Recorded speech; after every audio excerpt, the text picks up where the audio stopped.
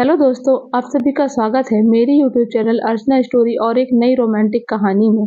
मैं वॉशरूम से नहाकर निकली तो मैं अपनी नाइटी वॉशरूम में ही भूल गई। कमरे में आते ही तुरंत वापस वॉशरूम की तरफ गई तो यह देखकर हैरान हो गई कि मेरे देवर मेरी नाइटी हाथ में पकड़ के देख रहे थे।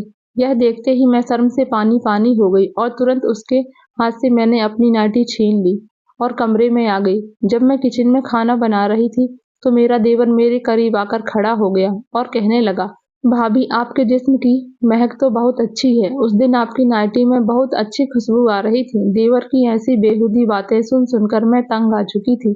एक रात मेरे शौहर ने फोन करके मुझे बताया कि आज वह देर से आएंगे।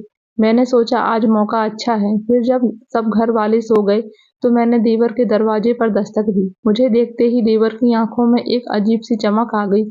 वह बोला, भाभी आप इस वक्त यहाँ मेरे पास? मैंने कहा, हाँ तुम्हारा भाई आज देर से आएगा इसलिए मुझे तुमसे एक जरूरी काम है। कमरे में जा रही हूँ, अगर तुम्हारे पास टाइम हो तो आकर मेरी बात सुन लेना। यह कहकर मैं अपने कमरे में वापस आ गई। आधा घंटा गुजर गया था। मैं अपने कमरे में लेटी थी। मैंने पहले ही दरवाजा खुला छोड़ दिया था ताकि किसी को शक ना हो कि कोई मेरे कमरे में आया है। इतने में देवर ने हल्की सी दस्तक दी। मैंने कहा, आ जाओ, दरवाजा खुला है। वह अंदर आकर मेरे पास बेड पर बैठ गया। उस वक्त मैंने नाइटी पहन रखी थी। देवर काफी देर तक मेरी ओर देखता रहा, फिर कहने लगा, भाभी आपको क्या बात करनी थी? मैंने उसे प्यार भरी निगाह से देखा और उठकर उसके बिल्कुल पास जाकर बैठ गई। मैंने उसके दोनों हाथ पकड़कर अपने दोस्तों आगे की कहानी बड़ी मजेदार होने वाली है, तो वीडियो को पूरा देखना। मेरा नाम पूजा है और मैं 23 साल की हूँ। मेरी शादी अभी 2 साल पहले ही हुई है। यहाँ पर मैं अपने पति, अपनी सास और अपने देवर के साथ रहती हूँ। मेरा देवर मेरी ही उम्र का है। मेरे देवर की उम्र कोई 19 या 20 साल के करीब होगी। मेरा देवर हर वक्त मेरे आसपास फिरता रहता है। वह मुझे अजीब सी नजरों से देखता रहता है। एक दिन मुझे कहने लगा, भाभी मुझे आपसे एक काम है। उसकी सातिन नजरें मेरे कमरे में ऐसे घूम रही थी जैसे वह किसी खास चीज की तलाश में हो। मैंने कहा, हाँ हाँ कहो क्या काम है? मैं तुम्हारा हर काम करने के लिए तैयार हूँ। तुम तो मेरे छोटे भाइयों जैसे हो। मेरी बात सुनकर उसके चेहरे पर एक मुस्कुराहट फैल गई। कहने लगा, भाभी मुझे शादी करनी है।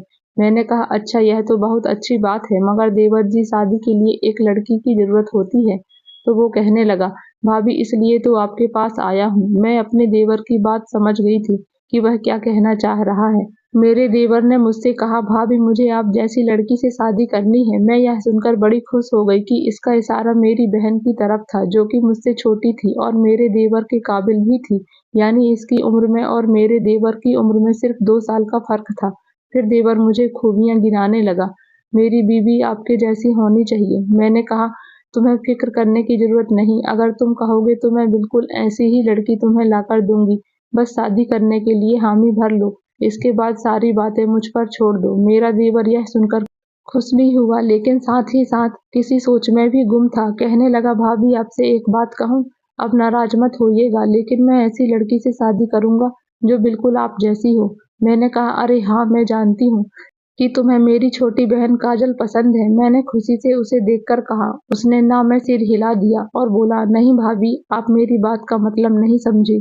फिर वह यह कहकर बाहर चला गया। इसके बाद मैं सोचती रह गई कि शायद बहुत शर्म की वजह से मेरी छोटी बहन का नाम नहीं ले सका, इसलिए वह शर्मा कर बाहर चला गया, वरना वह मुझसे बात जरूर करता। मैंने दिल ही दिल में तय कर लिया कि मैं पहले पापा से इस रिश्ते के बारे में पूछूंगी और फिर आकर अपने देवर को खुशखबरी सुनाऊंगी।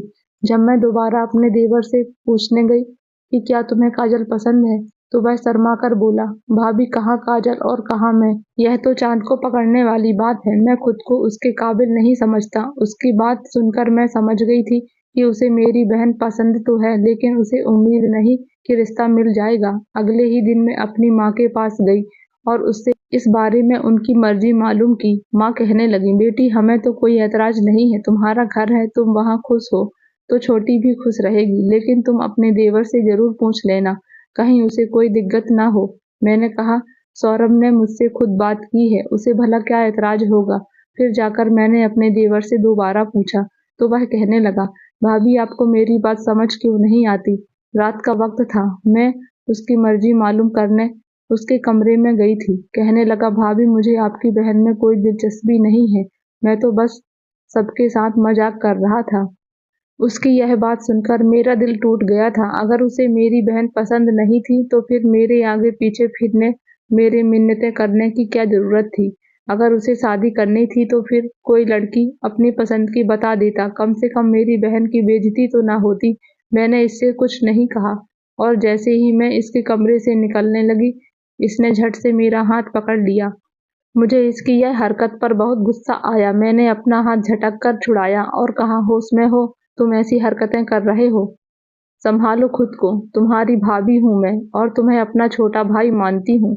इस पर वह कहने लगा, हाँ तो क्या हुआ भाभी, मैं भी आपको अपनी बड़ी बहन मानता हूँ, बल्कि माँ की जगह समझता हूँ। बस अब मेरा वह काम कर दीजिए, मैं समझूंगा आपने मुझे सब कुछ दे दिया। मैं उसकी बात सुनकर तुरंत अपने कमरे में आ गई।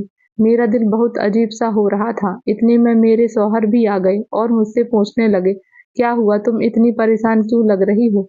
मैंने उनको सारी कहानी सुना दी कि आजकल सौरभ अजीब सी हरकतें करता है, ज्यादा देर घर से बाहर भी रहता है। मेरी बात सुनकर उन्होंने कहा, एक बात मैंने भी महसूस की है कि वह तुम्हें बड़े गौर से देखता है। देखो वह मेरा भाई है लेकिन बड़ा हो रहा है, तो तुम फासले पर रहा करो। उनकी बात सुनकर मुझे हौसला भी हुआ और तसल्ली भी कि चलो कोई तो मेरे जैसा सोचता है, वरना मेरी सास तो उसे सिर्फ एक बच्चा ही मानती है, जबकि मैं अंदर से हर एक बात को समझती थी। अगले दिन मेरा पति घर पर नहीं था और मैं अपने कमरे में ही मौजूद थी। पति की गैर मौजूदगी में मैं ज्यादातर कमरे से बाहर नहीं जाती थी। मेरे कमरे के दरवाजे पर दस्तक हुई। दरवाजा खोला तो सामने मेरा देवर खड़ा था। उसके हाथ में ट्रे थी जिसमें बिस्किट और चाय की प्यालियां रखी हुई थी। मैं यह देखकर हैरान हो गई। मैंने पूछा, क्यों भाई, ये किस लिए लेकर आए हो? कोई मेहमान है तो उसे ड्राइंग रूम में बिठाओ। वो बोला, अरे नहीं भाभी, ऐसी तो कोई बात नहीं है, बस छोटा भाई अपनी बहन के लिए बैठकर चाय पीना चाहता है। मैंने कहा, चलो फिर ड्राइंग रूम में ही चलते हैं, यहाँ बैठकर क्या चाय पीना। वो बोला, नहीं भाभी, मुझे यहीं आपके साथ अकेले बैठकर चाय पीनी है और आपसे बातें भी करनी है। मैं उसकी बात सुनकर अजीब हैरानी का शिकार थी, लेकिन फिर सोचा कि इस बात पर कोई नया मसला न बन जाए। वह इसी तरह मेरे पास बैठा रहा, खुद चाय पी चुका था। फिर मुझसे कहा, चलिए भाभी आप भी चाय पी लीजिए, उसके बाद ही मैं यहाँ से जाऊंगा। उसकी इन हरकतों पर न जाने क्यों मुझे अजीब सा लग रहा था। वो कहने लगा, दरअसल कल मैंने अच्छे तरीके से बात नहीं की थी, मैं अपनी किसी परेशानी में था, वरना आपसे ऐसी बात ना करता, मुझे माफ कर दीजिए। चाय आपके लिए लेकर आया हूँ ताकि आपको एहसास हो कि आपका देवर आपकी कितनी इज्जत करता है। यह सुनकर मुझे हंसी आ गई। मैंने खुशी खुशी वह चाय पी ली और बिस्कुट भी खा ली, लेकिन चाय और बिस्कुट खाते ही मेरा सिर भारी होने लगा। मुझे समझ नहीं आ रहा था कि मेरे साथ क्या हो रहा है। अपने देवर का चेहरा मेरी आंखों के सामने था। इसी वक्त मेरी सास भी कमरे में दाखिल हुई। सास का चेहरा आखिरी बार मेरी आंखों में था। मुझे इसके बाद होश नहीं कि क्या हुआ। जब मेरी आंख खुली तो शाम के 3 बज रहे थे। मेरे पति मेरे पास ही बैठे हुए थे। उन्होंने पूछा, क्या हुआ है, तुम बेहोश हुई थी या फिर अचानक नींद आ गई थी? मैंने कहा, जी हाँ, मुझे अचानक बहुत सख्त नींद और जोर की नींद आई थी। दरअसल समीर चाय और बिस्कुट लेकर आया था, उन्हें खाने के बाद मुझे बहुत नींद आ गई। मैंने कहा। यह सुनकर मेरे पति सोच में पड़ गया। क्या बात है, समीर तुम्हारे लिए चाय लेकर आया था, लेकिन वह मेरा भाई है, तुम्हें ऐसी चीज क्यों पिलाएगा? और वैसे भी माँ जी भी इधर ही थी, हो सकता है कि तुम्हें नींद आ गई हो, तुम बेवजह ही परेशान हो रही हो। मैं अपने पति की बात सुनकर चुप हो गई थी, लेकिन सच कहूँ तो अपनी सास के आने की वजह से मुझे अपने देवर पर कोई शक नहीं था। मैंने जाकर अपनी सास से भी बातचीत की। कोई ऐसी वैसी चीज होती तो वह जरूर मुझसे कहती। जाहिर है वह अपनी बहू की तबाही और बर्बादी तो नहीं चाहती थी। सास मेरी अच्छी थी, किसी के बारे में बुरा नहीं सोचती थी। सो मैंने उनसे बहुत बार पूछा कि आप मेरे साथ थी। उन्होंने कहा, बेटी तुम बेहोश हो गई थी, पता नहीं सौरभ कह रहा था कि भाभी को कमजोरी हो गई होगी। उन्होंने थोड़ी देर आराम करने को कहा। अभी मेरा इस बात पर से ध्यान हट ही नहीं रहा था कि अगले ही दिन मेरे देवर ने मुझसे कहा, भाभी याद है मैंने आपसे कहा था कि मुझे आपसे एक काम है, इसलिए अब आपको मेरे साथ चलना पड़ेगा, इसलिए जल्दी से तैयार हो जाइए। मैं अपने देवर की बात सुनकर हैरान हो गई थी। यह तुम मुझे कहाँ लेकर जा रहे हो? पहले मुझे बताओ, फिर मैं तुम्हारे साथ चलूंगी। मेरी बात सुनकर उसने अपने सर पर हाथ मारा और बोला, चलिए मम्मी को बता दें कि आप मेरे साथ जा रही हैं, फिर तो कोई ऐतराज नहीं होगा। आप बहुत शक करती हैं मुझ पर, उसने बड़ी नाराजगी भरे स्वर में कहा। मुझे भी अच्छा नहीं लगा कि मैं उससे इस तरह की बात करूं। मैं चुप हो गई। मैंने कहा चलो ठीक है, जैसा तुम कहते हो मैं वैसा ही करूंगी। वह खुश हो गया और हम लोग बाइक पर बैठे और घर से निकल पड़े। मैंने कहा अब तो बता दो कि हम कहाँ जा रहे हैं। मैंने रास्ते में उससे पूछा। दरअसल भाभी मुझे एक लड़की पसंद है, और ऐसी वैसी पसंद नहीं बल्कि बहुत ही ज्यादा पसंद है। पूरी दुनिया में एक वही है जिसे मैं दिल खोलकर प्यार करता हूँ, और वह मुझे बहुत पसंद है। और आपको मैं बताऊं, मेरी मम्मी को वो लड़की बिल्कुल भी पसंद नहीं आएगी।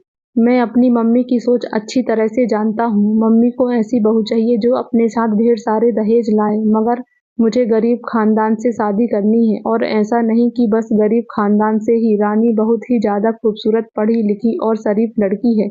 यह बात कहकर वह खामोश हो गया।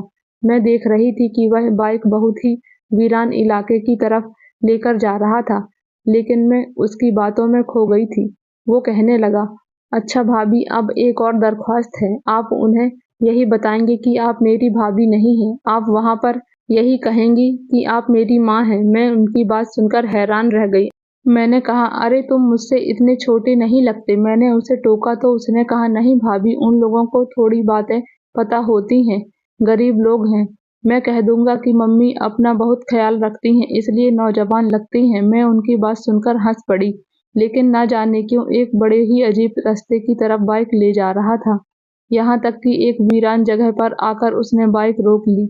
मेरा दिल जोर-जोर से धड़कने लगा कि ना जाने अब यह मेरे साथ क्या करने वाला है। मैं तो अपने पति के बगैर पूछे इसके साथ चली आई थी। अगर इसने मेरे साथ कुछ ऐसी-वैसी हरकत की तो मैं इससे कैसे बच पाऊंगी? यहाँ तो दूर-दूर तक कोई नजर नहीं आ रहा था। मैं यह सोच ही रही थी कि उसने मुझसे कहा, भाभी बस 2 मिनट रुकें, मैं आता हूँ। और 2 मिनट का कहकर वह गायब हो गया। मैं डर के मारे कांपने लगी थी।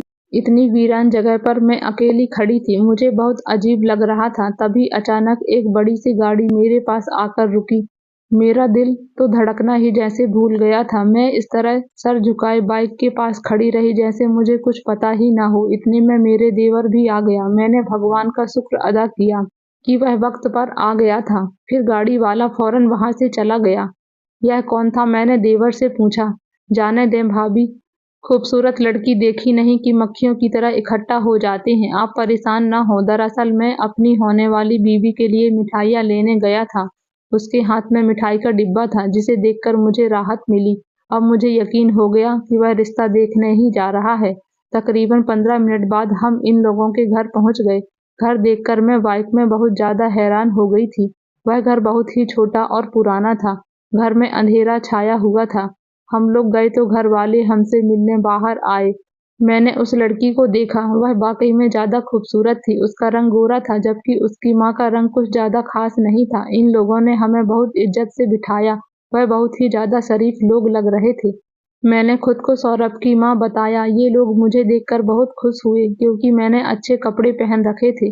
सफेद रंग का जोड़ा था, तो मैं उतनी ज्यादा कम उम्र की नहीं लग रही थी। वह औरत मुझे देखकर खुश हो गई और कहने लगी कि मैं अपनी बेटी के लिए ऐसे ही अच्छे खाते-पीते लोगों का रिश्ता चाहती थी, क्योंकि मेरी बेटी ने बहुत गरीबी देखी है। मैं नहीं चाहती थी कि इसकी अगली जिंदगी भी गरीबी में गुजरे। मैंने उससे कहा, फिक्र नहीं करो, तुम्हारी बेटी हमारे घर में खूब ऐश करेगी। मेरी यह बात सुनकर वह औरत खुश हो गई।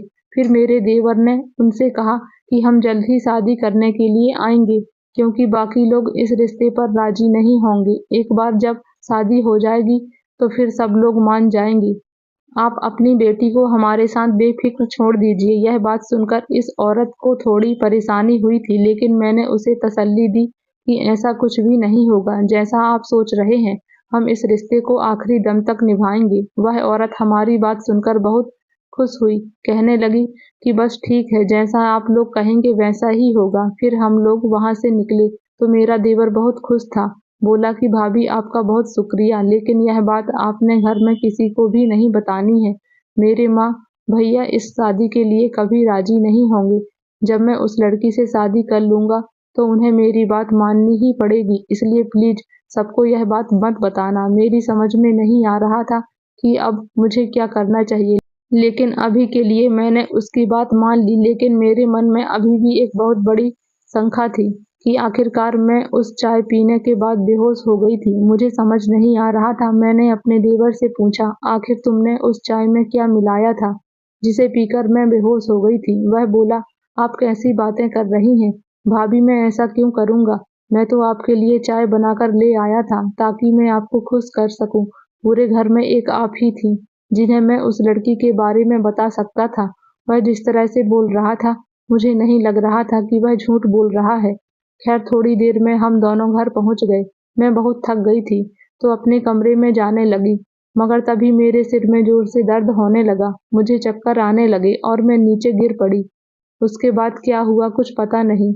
जब मेरी आंख खुली तो मैं अस्पताल में थी। मेरे पास मेरी सास, पति और देवर बैठे थे। वे सब काफी खुश नजर आ रहे थे। मैंने उनसे पूछा कि क्या हुआ। मेरी सास ने कहा, एक खुशखबरी दी, बेटा तुम बहुत जल्द माँ बनने वाली हो। उनकी बात सुनकर मुझे बहुत खुशी हुई। मेरे पति ने बताया कि तुम्हारे ज्यादा काम करने की वजह से तुम्हें बार बार चक्कर आते हैं और इसलिए तुम बेहोश हो जाती थी। डॉक्टर ने कहा कि अब तुम्हें सिर्फ आराम करने की जरूरत है। अब सारी बातें मेरी समझ में आ गई थी। मैं अपने देवर पर शक कर रही थी, लेकिन वह तो इसलिए पूरा दिन मेरे आसपास घूमता था ताकि वह उस लड़की से शादी करवाने के लिए मुझे मना सके। लेकिन मैं ही गलत थी जो उसकी इन हरकतों पर शक कर रही थी। उस दिन के बाद से मैंने अपने देवर पर शक करना बंद कर दिया। इसके बाद मैंने सबको उसकी और उस लड़की के संबंधों के बारे में बता दिया। मेरे बार बार समझाने पर घर वाले भी उनकी शादी के लिए मान गए।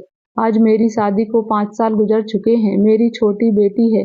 मेरे देवर ने भी उस लड़की से शादी कर ली है और वे दोनों भी हंसी खुशी अपनी जिंदगी गुजार रहे हैं।